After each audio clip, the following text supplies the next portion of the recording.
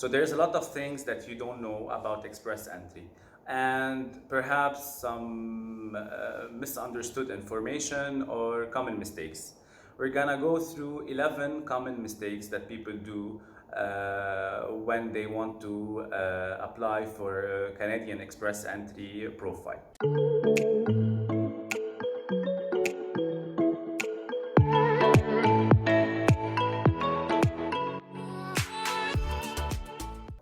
One express entry system is based on a comprehensive ranking system, and it's not like a lottery, so it's not like similar to the USA green card.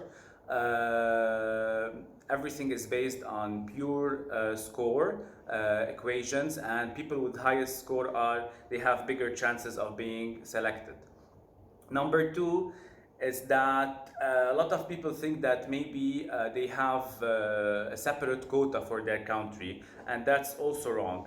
The number of federal skilled and immigrants that Canada select every year is for the whole world.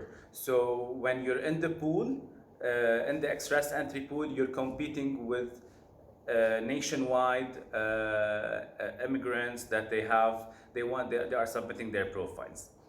So there is no separate quota for your country. It's international. Three, your NOC skills isn't really that important. So if someone has an admin role, if there are two people, for example, married, and they're applying, one of them is an engineer and the other person is an admin role, the NOC doesn't really give you an added value. So, for example, the admin, if she's younger and she has better results in IELTS for English and French, TCF or TEF, she will actually have a higher score and be selected before the engineer. So she might be the person that they should apply to as the main applicant, not the other person. So it's important to see each case, not the NOC, unless you are looking for a PNP.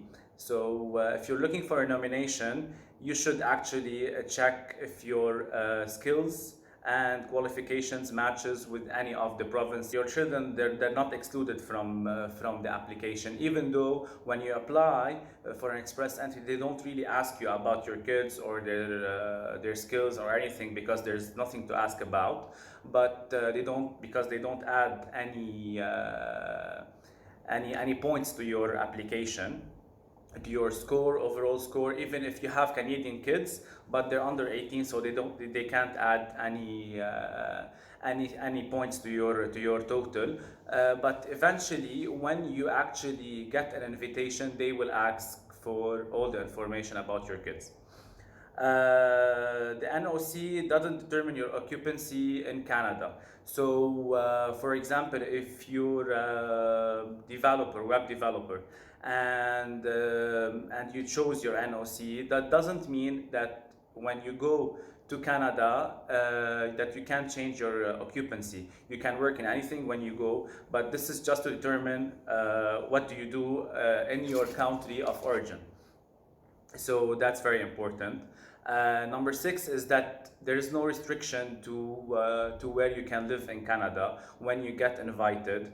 The only unless you're planning to go to Quebec, so you need to apply and on their own platform, not the express entry, because the express entry does it excludes Quebec. And the only time that this is actually the case is when you get a nomination from a province, so you need to go and live and work in this province. Unless you have a nomination, you can go. Actually, they don't take you to Alberta or to Ontario. You actually have the choice to go and select where you want to live when you are selected to be to have the PR. Express entry, number 7. Express entry does not require a job offer. and a lot of people think that they need to have a job offer in order to apply for the express entry. Actually, if you're not looking to increase your score, you don't have to get a job offer. Number 8, when you actually submit your application, you have to, they give you the option to be registered in the job bank. Well, it is important to be there in the job bank, but actually, if you are determining and counting on getting a job offer from this job bank, it's almost impossible because of all the restrictions on the employer that the Canadian government put. So the employer needs to submit a lot of papers that show that he could not find anyone, any Canadian candidate to hire. So this is why he's hiring you, and this is very, very, very rare. Number 9, not everyone can apply for a nomination. So a lot of people think that when they're in the pool, even if they don't have enough score, it's okay. They can actually then increase their score and get a nomination. And this is actually not true.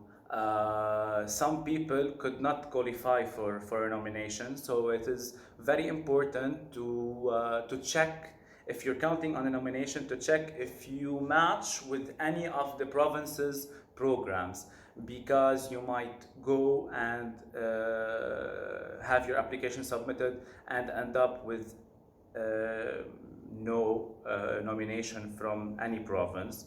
So and this is determined by a lot of factors. Most of the nominations needs you need to have a job offer. You need to have sometimes a minimum score. For example, a lot of provinces like, for example, Ontario, then you need to have above 460 points to be selected for a nomination, or you need to be to speak English and French at the same time. So a lot of factors could affect your nomination. So it's very important to know and do your investigation before going into the pool and just wait for a nomination. Number 10, you don't need a province nomination to apply for an express entry. A lot of people, because they ask you when you're applying if you have province nomination. When you apply for the express entry, you don't need to have province nomination before you apply. You actually apply and then work on getting your province nomination to increase your score and getting those 600 points that will give you the opportunity to get the PR right away. So and finally, and this is the sad part actually, but to save you money, you need to know that if you apply, you have a big chance, a lot of people actually, and especially the ones that they are in the mid 300, they have like 300 points, they don't even reach 400 points on their CRS score. You might like never being selected to actually get an invitation to apply and get your PR and immigrate to Canada. A lot of people with low score could end up paying a lot of money, doing all their exams, and then afterwards applying for the express entry and just sit there for a year. They then renew their application after a year and they will keep on staying there. Also, some people are not eligible to apply, and a lot of factors could work on that. For example, you might be really old or have lower educational certificates and education, so you won't actually qualify. If you don't have the minimum score, you won't even qualify to enter the pool of applicants. So it is also very, very important to know if you are at least eligible before paying. Worse, applying and then sit there and just wait and hope to be picked and end up not getting your results that you want. So these are like those 11 tips that usually you never hear about, but it's very important to know that before you go into your start your application and start paying money. I hope I could be useful in more videos. Thank you for watching. Give me a like if you like this video, and don't forget to subscribe.